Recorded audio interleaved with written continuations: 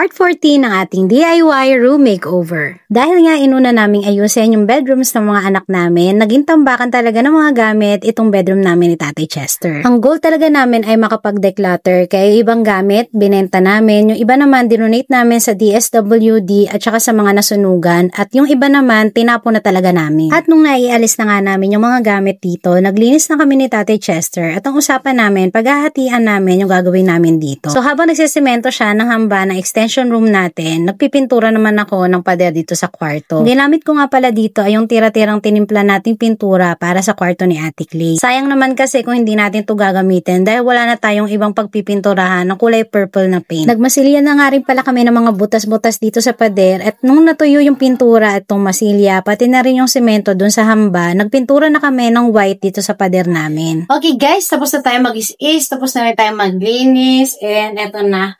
Magpipintura na tayo guys. Sa puti lang yung ipipintura natin dito sa kwarto. Ang hatian namin, kala mo naman laki-laki. Doon si tatay, dito ako sa kabila.